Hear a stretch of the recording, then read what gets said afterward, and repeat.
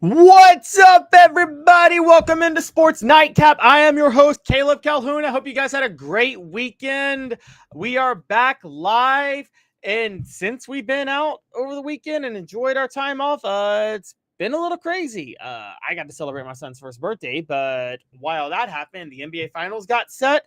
And there were some comments by Deion Sanders about Shedeur Sanders, and NBA offseason rage. NBA offseason talk is all the rage, specifically with the Knicks. We're going to talk about what the Knicks should do in the offseason. We're going to talk about the NBA Finals with the Pacers and the Thunder, and we're going to talk about the news surrounding Deion Sanders and Shedeur Sanders. So a lot to get to. Hit that like and subscribe button, ring the bell, turn the notifications on. Sports Nightcap. We had a good pickup of subscribers over the weekend, and we want to keep building. Guys, I am not ashamed to humiliate myself and admit the low number of subscribers I have right now a weekend. We got 40, but we want to keep going. I love the fact that we have 40. Also, though, we have 333 views in our first week. I love that. I'm loving what you guys are doing. Please, please, please hit that like and subscribe. Turn your notifications on. Tell a friend. Okay, we can get something great going here. I think I got some great takes for you guys. I will tell you this. Later this week, you don't want to miss this. It's going to be later in the week. I'm going to have my all-white NBA team for 2024-25. That's right. My white all-NBA team for 2024-25 is coming up later in the week. You don't want to miss that. That's going to be the most fun. But first, we got to talk about the NBA Finals. They are set. Over the weekend, over the weekend, the Indiana Pacers absolutely dominated the New York Knicks 125-108 to advance to the NBA Finals. This is further proof that I was wrong and I've misjudged and miscalculated the Pacers the whole time this year. What do I mean by that? My last video cut that I did for one of my live streams, it's still up right now. I'm not going to hide from it. I said that the Pacers were an easy bet to win Game 5, not Game 6, which they won. Game 5 in New York. Why did I think they win Game 5 in the Garden? I said they were going to play with a sense of urgency because they wanted more rest after OKC had clinched Game 5 the day before. I also said that Karl Anthony Towns being hurt was going to be a big issue for them. And I just never trusted Tom Thibodeau. I thought he had tired out his team to a certain degree. And the Pacers and the Knicks were both better on the road than at home. So I had a lot of reasons to believe that the Pacers would beat the Knicks in Game 5. Didn't happen.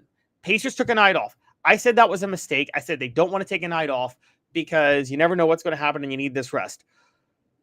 Well, boy, was I wrong on that because during Game 6, they pretty much handled it. New York hung around in the first half, but Indiana on Saturday really pulled away in the third quarter, and that wasn't going to change. Tyrese Halliburton was the star with 21 points, 6 rebounds, and 13 assists, a double-double for Halliburton himself. But the star overall was Pascal Siakam, who had 31 points, 3 blocks, 3 assists to steal. I mean, Pascal Siakam was the stat patter for the year for the Pacers, and I don't mean that in a negative way, by the way. So with that in mind, it's not shocking that he stood out in this one, and he made sure that they put this one away, and the Pacers are going to the NBA Finals for the first time in 25 years.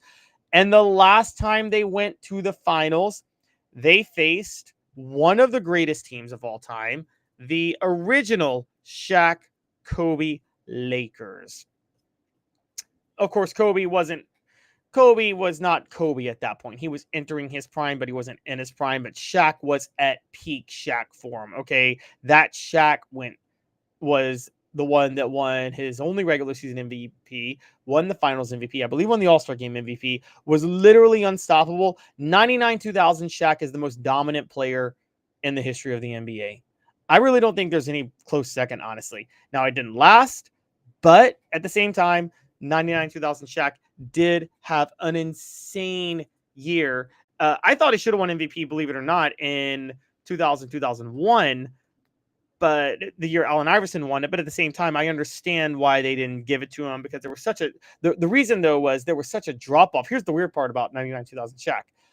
There was such a drop off from his dominance in 2001 I'm sorry, there was such a drop off in 2000, 2001 from his dominance in 99, 2000 that they felt they couldn't give him the MVP for that, which is kind of crazy to think about. But that 99, 2000 Shaq was still, again, the most dominant Shaq I've ever witnessed. And I really don't think anybody comes close. But with that said, I bring all that up to say that's the caliber of team the Pacers are facing once again in the NBA Finals. As a matter of fact, they're facing a better caliber team. The 99-2000 Lakers went 67-15. These OKC Thunder went 68-14. The only teams to have better records than the Oklahoma City Thunder this year would be the two Chicago Bulls teams that won it all in 95, 96, 96, 97. Michael Jordan's the first and second titles and Michael Jordan's second three-peat. And also the LA Lakers of 71-72 that went 69-13. OKC's in that tier. Oh, and then of course Golden State, which has the best regular season record of all time, went 73-9 in 2015 and 2016, only to lose the NBA Finals. Okay, I'm going to say this. Respect to Indiana for doing what they needed to do. OKC is not going to lose this NBA Finals. They are a lock to win it, guys. I'm sorry, they are a lock. And I'm going to bring up some stats for you guys that I think are a little bit underrated. We talk clutch gene a lot, but I don't think we understand exactly what clutch gene means. There is in the playoffs, a level of drop-off for everybody involved, no matter how good or bad you are, because the competition increases in the playoffs, okay? And the now, I don't mean raw scoring, because in the playoffs with the shortened rotation, most people up their scoring in the playoffs. I mean, Michael Jordan was averaging in the 40s in the playoffs. I mean, I believe for his career, Michael Jordan averaged 33.4 points in the playoffs, 30.1 points during the regular season. So on paper, that makes you think, oh, he averaged so much more in the playoffs. He was a clutch playoff performer. But with shortened rotations, your usage rate goes up, so it's really hard to make that case. On a general scale, though, everybody's production somewhat drops in the playoffs. Now, again, Michael Jordan, that is where he's a rarity. His production actually did increase in the playoffs. His PER went up almost a whole point in the playoffs, for that matter. And he's probably one of the only ones that you could say that about. I do believe LeBron's also went up a point in the playoffs. LeBron is another one of the more, believe it or not, I don't care what anybody says, LeBron's one of the more clutch players in the history of the NBA. And there's proof of that. LeBron's PER in the playoffs goes up for his career a whole point from what it is for his career regular season. His win shares per 48 minutes go from 221 to 231. Again, a whole 10 points. His box plus minus goes from 8.5 up to 10 in the playoffs. And his true shooting percentage goes from 590 down to 584. So he has a bit of a dip in his true shooting percentage, but everywhere else, he has a massive increase in his production. And he has all-time records in playoff win shares, playoff value over replacement, playoff offensive win shares. There's no denying that LeBron is one of the most clutch players of all time. As a matter of fact, there's a strong case to make that LeBron is more clutch than Michael Jordan, while Michael Jordan is still just a better player. And nobody thinks about it that way. People say LeBron's the better player, but Michael Jordan's the more clutch player. I actually think it might be the reverse, but Michael Jordan's clutch enough that you would still take Michael Jordan if you look at the overall data. I'm digressing. The point is, when you look at clutch gene, you need to look at, are you still productive enough? Because the reason I bring all this up is everybody talks about Tyrese Halliburton's clutch gene versus Shai Gilgeous-Alexander and what they can do. Tyrese Halliburton does only have a 1-point drop in his PER, though. His win shares per 48 minutes drop about 16 points. His value over replacement drops about 0.3 points, box plus minus. And then his true shooting percentage drops about 34 points. To be fair, Shai Gilgeous-Alexander's PER drops 3.5 points. His win shares per 48 minutes drops over 60 points, over 0.6 points, if you want to be fair. And his box plus minus drops 2.6 points. But here's where you got to be real clear with clutch genes. While Shai Gilgeous-Alexander has major drops in all the advanced metrics in playoff basketball compared to Tyrese Halliburton, they're all significantly higher than Tyrese Halliburton's. Okay? As a matter of fact, they are significantly higher than anybody else on the Pacers. And he's not the only one who's in that situation, okay? Because if there is a guy who may somewhat step up his game in the postseason, that those two people would be, let's be very clear on this, Chet Holmgren and Jalen Williams, whose clutch gene goes to a level that Tyrese Halliburton's does not in terms of advancing. And I think with that in mind, you have to say that Jalen Williams and Chet Holmgren up their play. Just for the record, Chet Holmgren's PER this playoff specifically, is actually higher because it's 20.3 than his regular season PER, which was 19.2, higher by a full point. Jalen Williams has a PER at 20.3 for the regular season, and it drops to 19.6. So he has a 0.7 drop, but not that significant. Actually, not as significant as Tyrese Halliburton's drop. So Jalen Williams and Chet Holmgren actually elevate their play in the playoffs or maintain it better than Tyrese Halliburton does. They're clear weapons. Shai Gilgeous-Alexander has had a significant somewhat drop, but even with that drop, still way better than Tyrese Halliburton's. So with that in mind, I think Oklahoma City, they win this in 5 games, guys. They win this in 5 games. I've got Oklahoma City winning this series in 5 games, walking away with the title. They are the best team in basketball. They are 68-14 for a reason. They have had a great week off for rest. Now, the only way they might not win it in 5 is they could lose the first game at home because they've just been off for so long. They may be rusty going into this game. But in general, the long story short of this is I think Oklahoma City wins this series fairly comfortably. It's either 5 or 6 games, depending on what happens in game 1. If they lose game 1, which again, they could lose because they might be rusty, it's 6 games. If they win it in 5. So that's where I am with Oklahoma City. But that's just bad luck for the Pacers. That's the second time in their history that they made the NBA Finals against a historically great team. And yes, OKC is a historically great team. This is the best team I've witnessed since the mid-2010s Warriors teams that should have won back-to-back titles before they got Kevin Durant. And before that, you do have to go all the way back to the Shaq Kobe Lakers to look at somebody that's invincible. First Miami Heat team that won it with LeBron might be on that level, but they didn't even have home court advantage. So it just didn't seem as dominant. This Pacers team is just straight up dominant. I'm sorry, this Thunder team is just straight up dominant. They're winning this in 5 or 6. Again, all depending on what happens in game 1. Moving on, we're going to stick with the NBA because what's next for the Knicks in the offseason? The Knicks, and this is relevant, guys. You can complain about big markets or anything like that, but the New York Knicks were eliminated in Game 6 of the Eastern Conference Finals. It's arguably the best team the Knicks have had in a generation. It's a franchise that hasn't won a title since the early 70s. And it's one of the saddest things to think about. New York is the mecca of basketball. I know it was invented by James Naismith in Canada, but the heart of basketball is New York, okay? Madison Square Garden is ground zero for basketball under the lights, all right? That's where you want to be. And they've just never had the success that they deserve to have in that city and Manhattan. And now there are many beliefs that this is and was their best chance to ever make a run at winning a title. The question is, how true is it?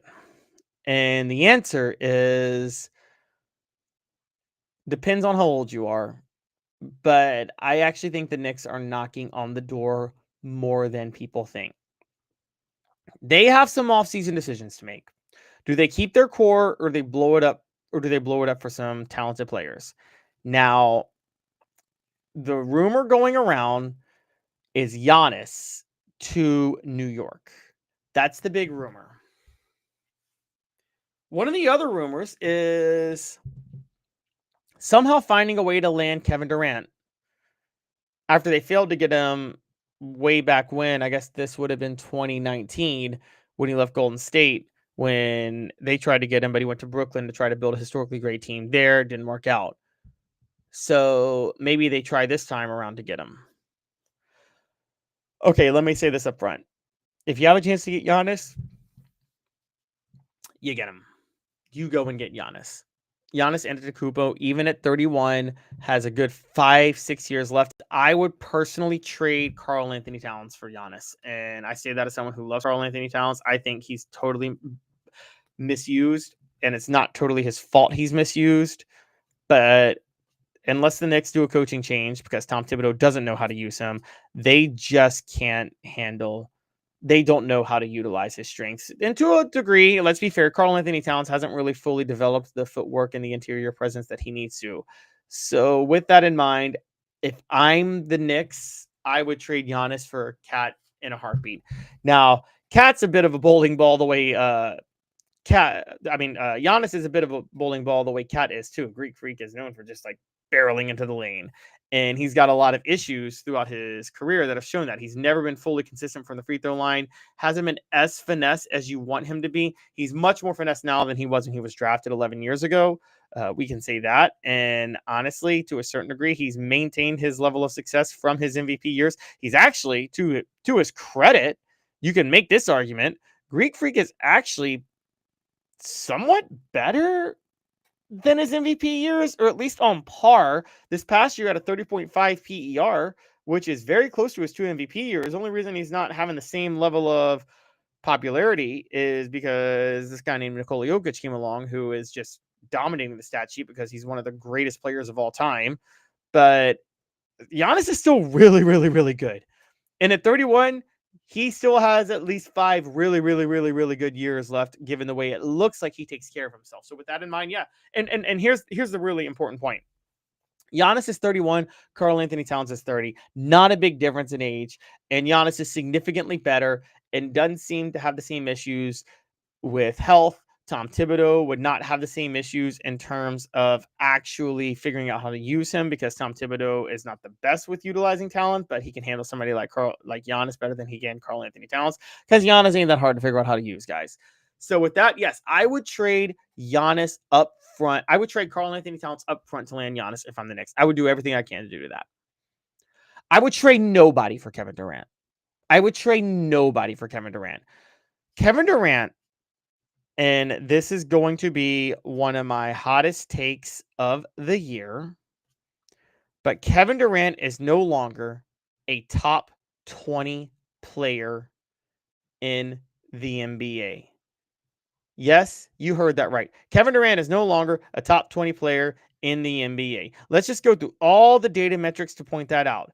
In terms of player efficiency rating, is Kevin Durant top 20? No. Where does Kevin Durant rank in terms of player efficiency rating? Well, Kevin Durant is all the way down at, I'm not sure if he's in the top 100. Excuse me. I'm pulling this out now. He's 140. So in player efficiency rating this year, Kevin Durant was 140. So where does Kevin Durant rank in player efficiency rating? Number 140. Where does Kevin Durant rank in other advanced stats? Well, let's pull those out too, because where does he rank? And let's just bring this one up. How about win shares? Where does Kevin Durant rank in win shares? The beloved, wonderful Kevin Durant. Oh, wait, that's right. He's 140 in win shares too. Yeah, I'm not kidding you. He's 140 in win shares. Kevin Durant is, excuse me. I need to get these stats right. I apologize to you guys for a minute. I'm sorry. He's not 140 in win shares. I need to correct that. Kevin Durant's PER rating as of right now is 21.2. That would put him at number 21. So where does Kevin Durant rank in PER? Number 21. Where does Kevin Durant rank in win shares? Oh, that's right. Tied for number 67. Where does Kevin Durant rank in win shares per 48 minutes? He's all the way down at number 84. Where does Kevin Durant rank in box plus minus? which again talks about the difference you make when you're on the court. Well, his box plus minus this year was 3.2. By the way, he had a negative defensive box plus minus, and his 3.2 box plus minus overall, all the way down at number 29. Where does he rank in value over replacement? Once again, all the way down at 30. Kevin Durant's outside of the top 20 in every stat that matters of all the advanced metrics. And he's 37. In no way, shape, or form should the Knicks trade Karl-Anthony Towns, or who's 29. I said 30 earlier. I spoke out of turn. He's actually 29, but he's going on 30 this year. But in no way, shape, or form should they trade Karl-Anthony Towns. Should they trade Mikal Bridges? Should they trade Josh Hart? Any of these guys I'm naming for Kevin Durant. All of them bring more value to the table for Kevin Durant. But most importantly, and this is the biggest thing related to the Knicks, they should absolutely not consider trading Jalen Brunson whatsoever. I think Jalen Brunson is one of the most desirable players, particularly for a point guard, that you could ever ask for on your team. And I think Jalen Brunson is a guy that could only get better at 28, because as a point guard, you actually get better into your 30s. And he had the second best PER of anybody who played regularly this year to Karl-Anthony Towns. And Karl-Anthony Towns is a center that Tom Thibodeau misuses, that probably has already peaked. More importantly, Jalen Brunson actually has better advanced metrics than Karl-Anthony Towns. Now, let me throw a caveat, which is that Jalen Brunson has some defensive issues. Okay, his defensive box plus minus is negative 0.8. But Karl-Anthony Towns was a negative 0.2, so both were net negative on defense.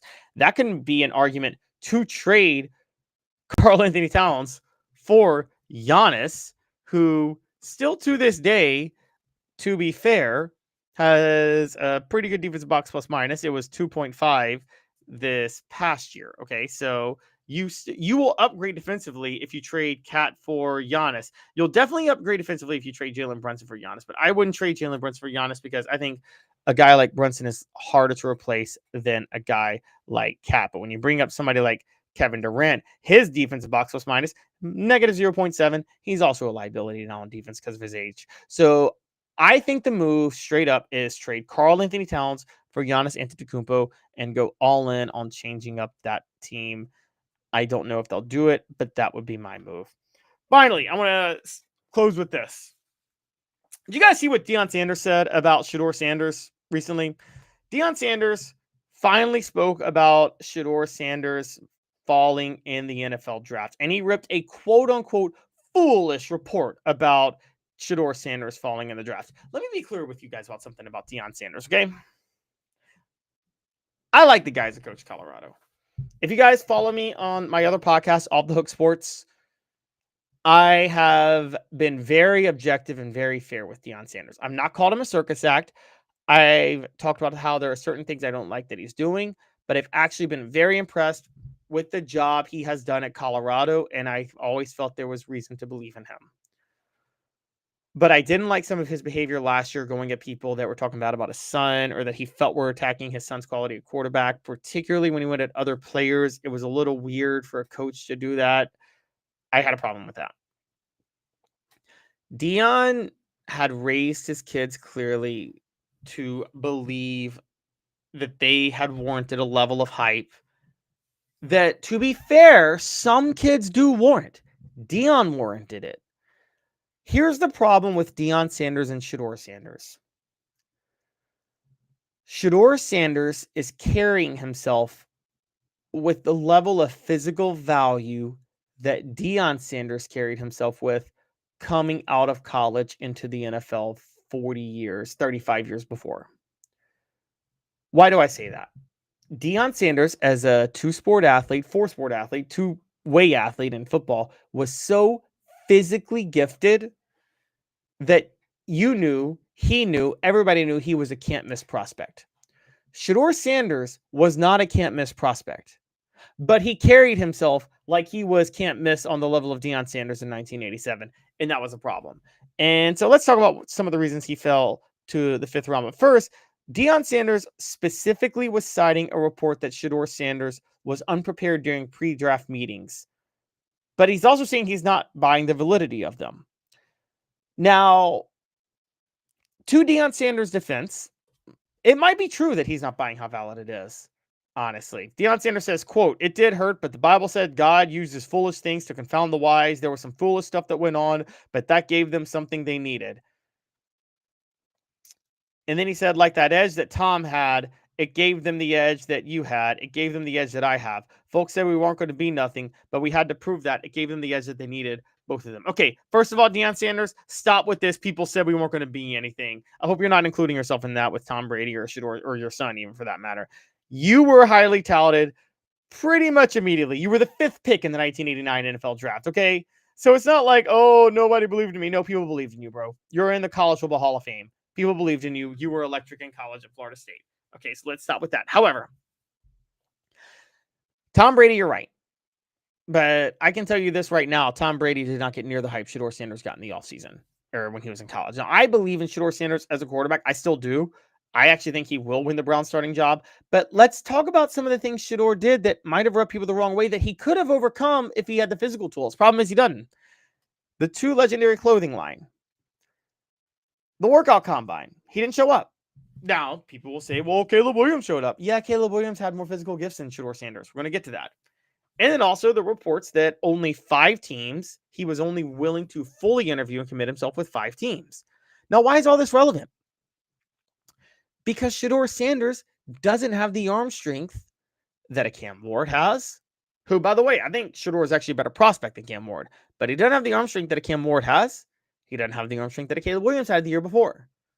The NFL, and it's still dumb how they do this, but they overvalue physical attributes, particularly in the offseason.